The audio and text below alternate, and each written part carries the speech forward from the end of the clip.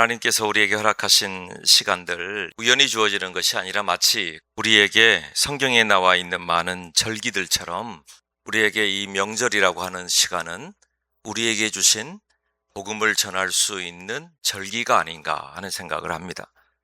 절기는 꼭 기억해라 라고 하는 시간이라고 했지요. 또 망각하지 말아라 라고 하는 시간입니다. 오늘 우리가 어떤 마음을 가지고 어떻게 이 설을 맞이할 것인가, 그런 마음이 요즘에 더 많이 들어서 말씀을 준비했습니다. 천사들이 목자들을 만납니다. 베들레헴으로 가서 이 땅에 오신 예수 그리스도를 그들이 맞이하게 되는 겁니다. 그리고 그들은 이렇게 말합니다. 빨리 가자고 이야기하거든요. 저는 오늘 우리가 사랑하는 가족들을 대하는 마음들이 어떤 마음이어야 할까를 우리가 나누겠습니다. 왜냐하면 가장 가깝고 가장 좋은 사이이지만 또 그런 말을 들어요. 가장 어렵고 가장 힘든 사이일 수도 있다. 이런 상황 말입니다. 그런데 우리 그리스도인들이 어떤 모습으로 이 설을 맞이해야 할 것인가? 허락하신 은혜를, 이 상황을, 사명을 은혜로 받아들일 수 있게 되길 축복합니다. 그 첫 번째는 이것입니다. 우리 함께 하실까요? 마음에 새기어두라. 마음에 새기어두라. 무엇을 마음에 새길까요? 저는 두 가지를 이야기할 텐데, 하나는 예수님을 마음에 새기십시오. 내 마음에 있는 것이 외부로 드러나게 되어 있는 것이지요. 그래서 내 마음 속에 있는 일들이 무엇인가를 살피세요. 오늘 여기 목자들이 만난 예수 그리스도, 그리고 나를 구원하신 예수 그리스도의 그 복음이 내 안에 있어야 합니다. 그것이 내 속에서 마음에 새기어져서 깊이 생각할 수 있어야 한다고 하는 것입니다. 여기 새기다라고 하는 의미는요, 그 원문에 보니까 보호하다, 간직하다 이야기가 다 들어있고요. 뒤에 생각하니라 라고 하는 말은 깊이 숙고하다, 깊이 더 들여다보다, 이런 의미들이 들어있어요. 마리아는 이 모든 말을 마음에 새기어 생각하니라 라고 19절에 이야기하고 있죠. 모든 조각들을 모두 모아서 그것을 내 마음에 집중적으로 깊이 묵상하고 생각했다는 그런 의미가 되는 것입니다. 모든 것을 모아서 내 안에 있게 하는 것. 여러분, 우리 속에 있는 이 복음은 순전해야 합니다. 우리 속에 있는 복음은 마치 순금과 같이 불순물이 없어야 합니다. 다른 것이 아니라 오직 예수 그리스도의 복음이, 예수 그리스도의 십자가의 은혜가 오늘 우리를 살렸고 나를 살렸고 천국을 소망하게 만들어주신 줄로 믿습니다. 그 일을 분명하게 마음에 새겨두어야 한다고 하는 것입니다. 내가 확신이 없는데 어떻게 복음을 증거할 수 있겠어요? 내가 내 안에서 그 일이 아멘이 되지 못하는데 어떻게 그 일들을 내가 누군가에게 전달하여 그 일을 말할 수 있겠느냐 하는 겁니다. 어떤 식당 하나를 소개하더라도 거기 맛있어, 내가 먹어봤어 하는 것이, 병원 하나를 소개하더라도 거기는 내가 들어가서 치료받았어, 회복되었어 하는 그 한마디의 말이 그냥 되어질 수 없죠. 하물며 여러분, 복음은 내 영혼을 살리고 오늘 우리의 인생을 살리는, 우리의 가문을 살리는 역사가 이루어질 일인데, 거기다가 삶과 죽음의 경계를 넘어서서 천국에 대한 소망을 간직하는 일인데, 예수님의 십자가의 그 은혜의 복음을 우리 속에서 새기어 생각하고 깊이 마음에 두는 일이 분명한 우리의 사명인 줄로 믿습니다. 그 일을 마음에 두라고 하는 거예요. 여기 마리아에게 이 목자들이 찾아와서 말합니다. 우리가 천사를 만났다. 천사들이 오늘 우리를 둘러싸았다. 생각해 보세요. 갑자기 들판에 있는데 천사들이 하늘에서 내려와서 우리를 둘러싸을 때 어떤 마음일까요? 와, 경이롭다, 너무 좋다, 이런 마음일까요? 무서웠을 거예요. 그래서 오늘 여기 성경 보면 천사들이 나타나서 하는 말이 두려워하지 말라라고부터 시작하거든요. 두려워하지 말아라. 하나님의 현현, 하나님의 임재를 경험한 사람들은요, 마음속에 두려움이 와요. 나 같은 내 인생의 내 모습 속에 주님을 담을 수 있을까? 주의 은혜를 담을 수 있을까? 그런데 그 위에 하나님께서 오늘 우리에게 허락하신 그 은혜가 우리를 사랑으로, 그 은혜로 깊이 우리를 감싸심으로 말미암아 우리에게 말씀하시는 겁니다. 두려워하지 말아라. 그리고 내가 너희에게 미칠 큰 기쁨의 좋은 소식을 너희에게 전한다고 선포하시는 것입니다. 보라, 내가 온 백성에게 미칠 큰 기쁨의 좋은 소식을 너희에게 전하노라. 그리고 13절에 보니까 호련히 수많은 천군이 그 천사와 함께 하나님을 찬송하여 이르되 지극히 높은 곳에서는 하나님께 영광이요 땅에서는 하나님이 기뻐하시는 사람들 중에 평화로다. 이 선포를 들은 거예요, 목자들이. 그리고 그것을 16절에 보니까 빨리 가서 마리아와 요셉과 그 위에 누인 아기를 찾아서 보고 천사가 자기들에게 이 아기에 대하여 말한 것을 전파했다고 말합니다. 그리고 마리아가 그 모든 조각조각 하나하나들을 모두 모아서 마음에 두었다. 하나님의 기쁨, 하나님의 평화, 하나님께 영광, 그리고 오늘 우리에게 나신 예수 그리스도, 그리스도이신 구원자이신 예수님을 우리의 마음에 두었다라고 하는 것입니다. 저는 설날을 맞이하며 오늘 우리를 보내실 때 먼저 내 안의 믿음을 점검해야 된다고 생각합니다. 내 속에 예수님은 어떤 분이신가? 그리고 나는 예수님을 어떻게 따라왔는가? 그리고 오늘은 또 어떤 마음으로 하나님 앞에 서 있는가? 내가 믿는 예수 그리스도, 또 내가 만난 십자가, 내 속에 있는 모든 죄와 그 어둠을 몰아내시고 예수님의 생명을 대가로 지불하셔서 나를 살리신 예수 그리스도의 그 은혜는 내가 내 안에서 온전히 묵상되고 더 깊은 곳에 생각되고 그것을 깨닫고 알게 되어 있는가? 내 안에 믿음의 확신을 가지고 분명하게 그리스도 예수 안에 거하게 되기를 축복합니다. 또 한 가지 깊이 마음에 새기어 생각할 일이 있습니다. 내게 맡기신 사랑하는 사람들의 이야기입니다. 오늘 내게 허락하신 하나님의 사람들, 그들을 내가 어떻게 만날 것인지에 대하여 살펴보아야 한다는 것입니다. 성령이 우리에게 임하시면 예루살렘과 온 유대와 사마리아와 땅끝까지 주님의 증인이 되는 건 맞지요. 그런데 내 안에서 이 예수 그리스도에 영접하고 난 이후에 내 안에 예루살렘이 있어요. 예루살렘이 있어야 해요. 왜냐하면 거기서부터 복음을 증거하는 일이 시작돼야 되기 때문에 그렇습니다. 우리에게 예루살렘은 어디일까요? 우리의 사랑하는 가족들이고 내게 맡기신 사랑하는 친구들이고 내게 가장 가까이에 있는 사람들, 이 땅에 그 많은 사람들 중에, 세계의 그 많은 인구들 중에 과연 내게 맡기신 이 작은 사람들, 이들을 어떻게 내가 사랑하고 어떻게 복음을 증거하고 어떻게 이 영혼들을 위해 기도할까? 그리고 이들을 어떻게 내 마음에 두며 주님과 동행하게 만들어 가져갈 수 있을까? 그런데 온통 내 마음속에 가족들을 생각하거나 친지들을 생각하거나 둘러볼 때 내 마음속에 품고 있는 일들이 과연 주님의 마음인가? 주 안에서 허락되어진, 주께서 허락되신 그 마음인가?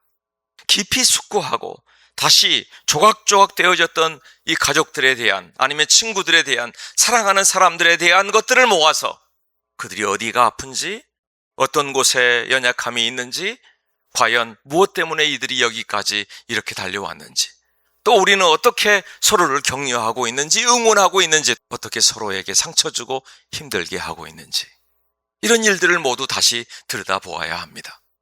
그리고는 다시 예수 그리스도 안에서 해석해야 될 줄로 믿습니다. 그러니까 오늘 우리에게 주신 가족들은요, 가까이 있는 사람들은요, 다시 해석해야 될 사람들인 거예요.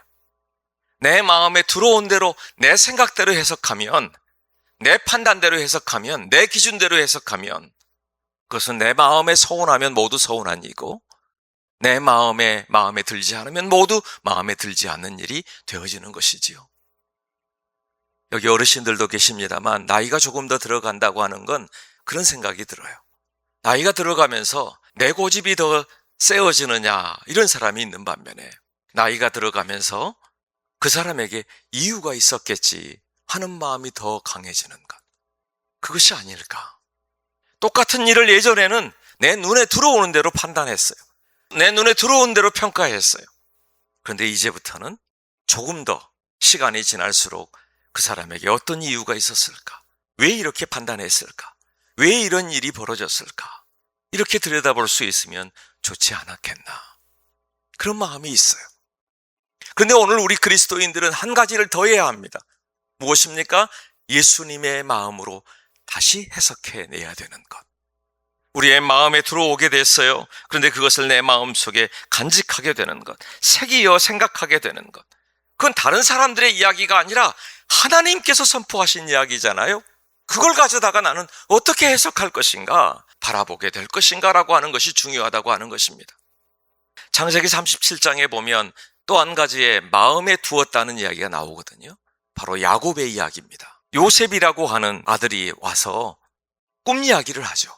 나 어제 꿈을 꿨는데요, 해와 달이 그리고 별들이 와서 자기에게 절을 하더라는 거예요. 형님들의 볕단이 와서 모두 자기에게 절을 하더라, 이런 이야기를 한단 말이에요. 말도 안 되는 이야기라고 혼내지요. 부모님들이 다 너희에게 절을 한다는 말이냐? 그렇잖아도 밉상인 게 말까지 이상하게 하니까 더 밉상이란 말이에요. 그런 친구들이 있지요. 혹시나 죄송한 마음인데 가족들 중에도 있지요. 혹시 예쁜 말만 해도 좋을 텐데 그렇지 않아도 평상시에 별로 마음에 안 드는데 꼭 말 한마디를 꺼내는 것도 그렇게 꺼내는 이들이 있더란 말이에요. 그런데 아세요? 창세기 37장 11절에 보면 요셉의 형들은 시기했지만 야곱은 그 말을 간직해 두었다, 이렇게 기록하고 있어요. 다른 형들은 모두 이 일에 대하여 자기들이 생각하는 대로 해석했지만 야곱은 저 꿈에는 특별한 의미가 있지 않을까?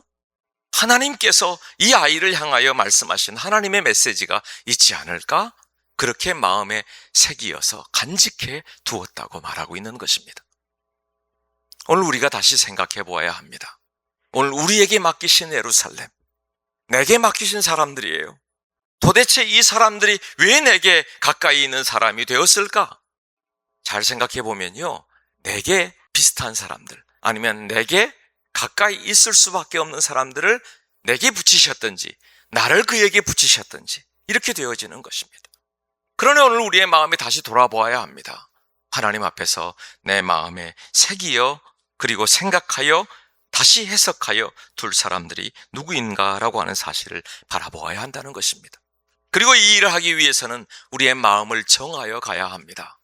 많은 것을 보면요, 여러분 그 인쇄를 해보면 문서를 작성해서 출력을 하면 뭐가 나올까요?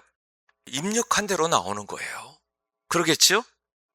오늘 우리도 그렇습니다. 내 안에서 마음에 새기어 생각하라는 말은 네 마음 속에 그 속에 있는 것을 정리하고 가라는 것입니다.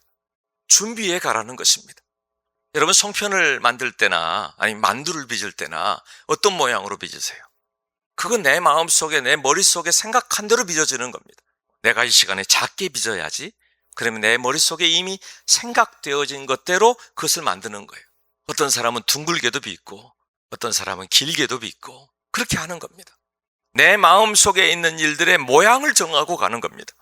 내 마음속의 모양을 어떻게 정할 것인가? 내가 축복하며 가리라, 복을 빌며 가리라 정할 것인가?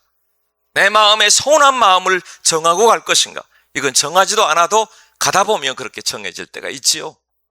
또 듣다 보면 그럴 때가 있지요. 그럴 땐 내 마음의 형태를 돌아보세요. 내 속에 십자가를 정하고 갈 것인가?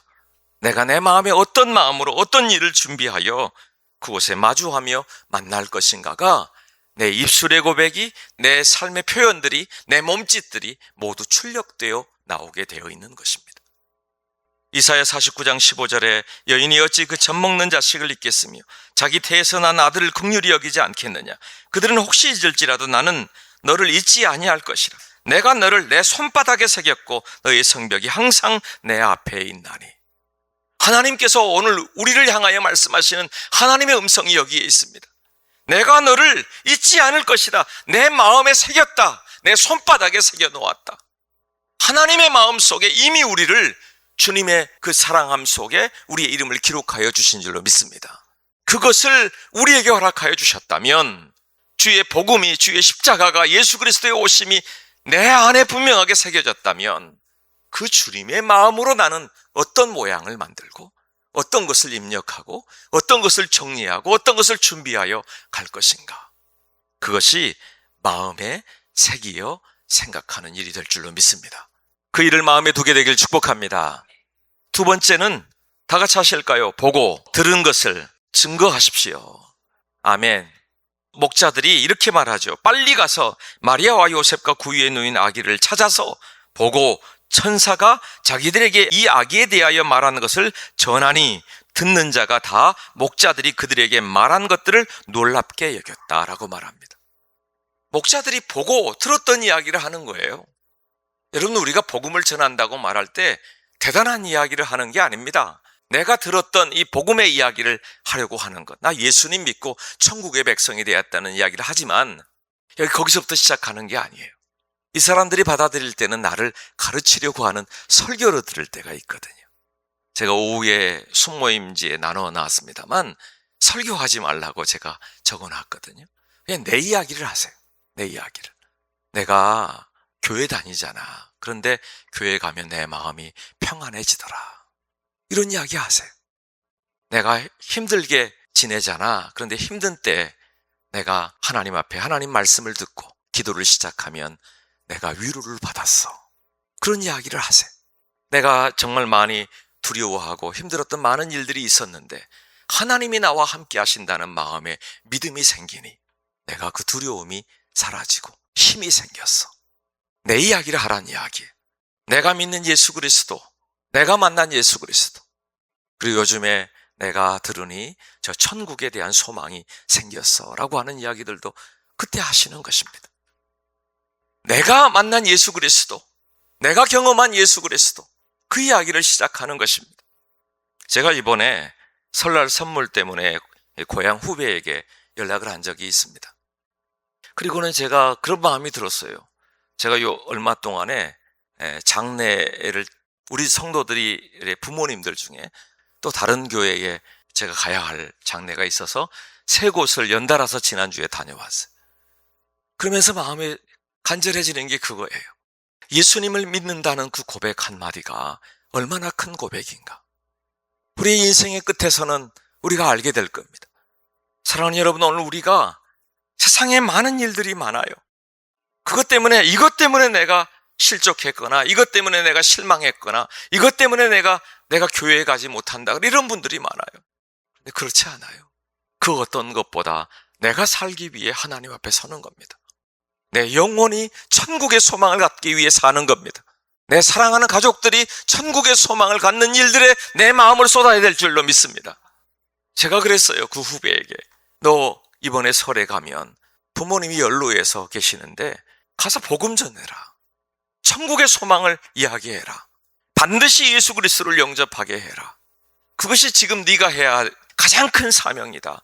그렇게 제가 이야기했어요. 얼마나 이 마음이 간절한지, 마지막 순간에 하나님 앞에서 어떤 모습으로 우리가 설 것인지를 선포하세요.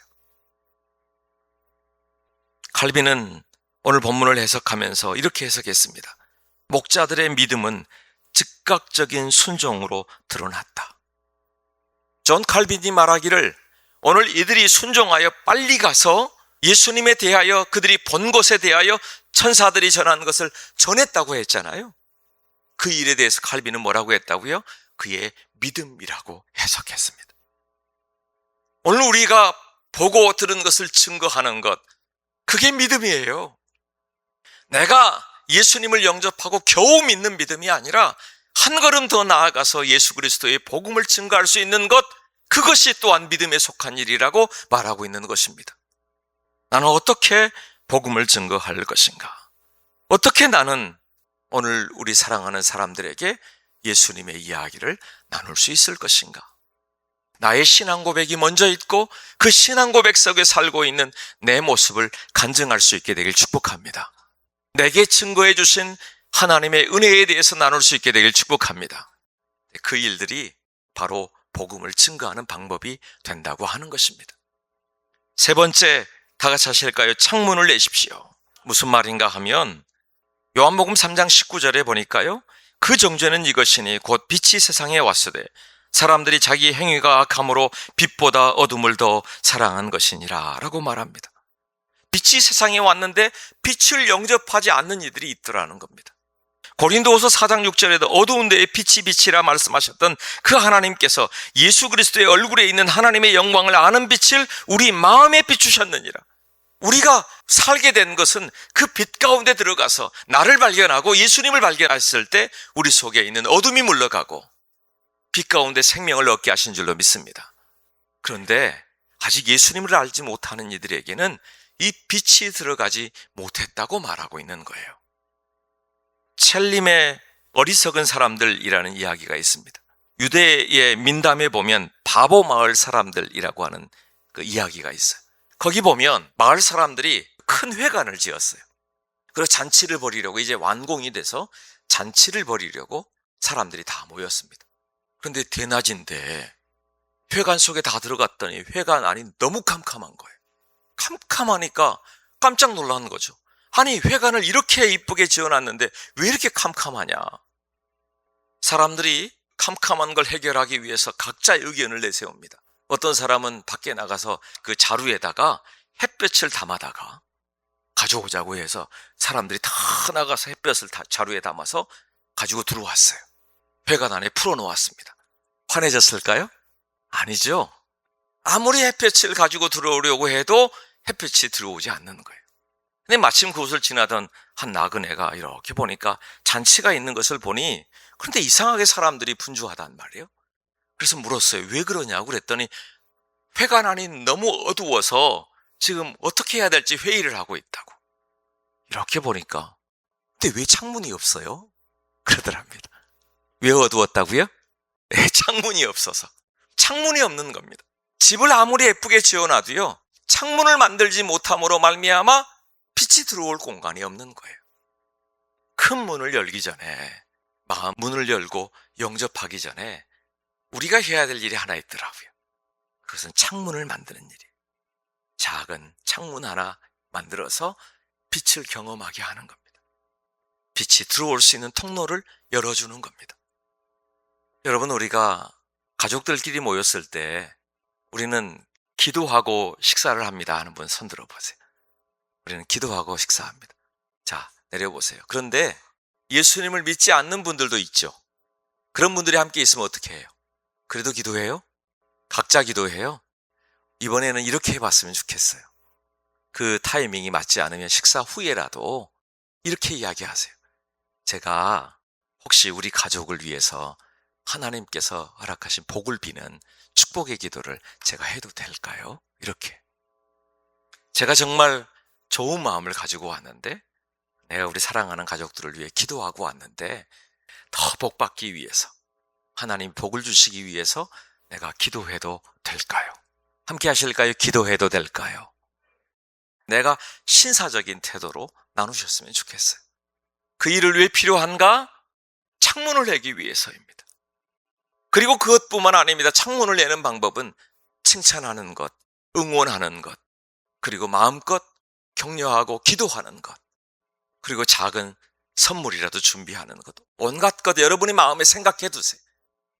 무엇인가가 우리의 마음속에 개인적으로 이야기를 나눌 때가 되어지면 그가 어려워 있는 일들이 혹시 들리거든 조용히 그렇게 이야기하세요. 손 한번 꼭 잡아주면서 기도할게. 그렇게 말이에요. 함께 기도할게.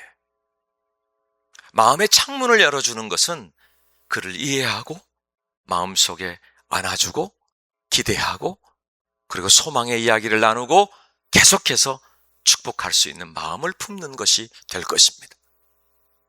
우리가 그리스도인으로서 이번에 아까 말씀드렸죠. 마음의 모양을 준비해서 가라고 말입니다. 그것이 이 일입니다. 내가 내 마음의 창문을 열기 위해 준비하는 것입니다. 예수께서 또 말씀하여 이르시되 나는 세상의 빛이니 나를 따르는 자는 어둠에 다니지 아니하고 생명의 빛을 얻으리라. 요한복음 8장 12절에 기록된 말씀입니다. 예수 그리스도를 따라 예수님의 이름으로 그 가운데 빛 가운데 거하는 역사를 기대하시란 말이에요. 언제나 어둠일 거라고 판단하지 마세요. 저 사람은 안 된다고 말하지 마세요. 왜냐하면 내게 맡기신 사랑하는 사람들이요, 내게 맡기신 예루살렘이기 때문에 그렇습니다. 그러니 마음을 다하여 온 힘을 다하여 기도하고 빛 가운데 거할 수 있도록 은혜의 소망을 선포할 수 있는 우리가 되기를 축복합니다. 그것이 우리에게 맡기신 하나님의 역사입니다. 말씀을 맺겠습니다. 사람들은 누구나 많은 정보들과 많은 사람들의 이야기를 듣습니다. 많이 말하는 것보다 들으십시오. 그리고 듣고 우리는 축복하십시오. 우리는 마음을 그대로 이해하십시오. 그리고 응원하십시오. 다른 것은 내려놓기로 작정하십시오. 마리아가 그랬고 야곱이 그랬던 것처럼 마음에 두고 새기고 그리고 축복하고 기도할 제목으로 함께 할 수 있게 되길 바랍니다. 그리고 목자처럼 내가 가진 것, 내가 만난 예수 그리스도 다시 깊이 묵상하고 내 마음의 모양을 정하여 가시기 바랍니다. 그곳에서 오늘 우리를 통하여 예수님의 이야기가 출력되어 나올 줄로 믿습니다. 나중에 이 목자들이 예수 그리스도를 만나 자기에게 허락되어진 그 말씀이 이루어진 것을 보고 찬송하며 돌아갔다고 이야기된 것처럼 오늘 우리의 이번의 발걸음이 찬송하여 돌아오는 은혜가, 그리고 그들에게 예수 그리스도의 그 복음의 은혜가 그것이 소원이 되어 우리의 마음에 있도록 우리가 품고 기도하고 작정하고 복을 비는 은혜, 평안을 비는 은혜가 우리에게 있기를 축복합니다. 우리가 그 소식을 전하는 작은 목자인 줄로 믿습니다.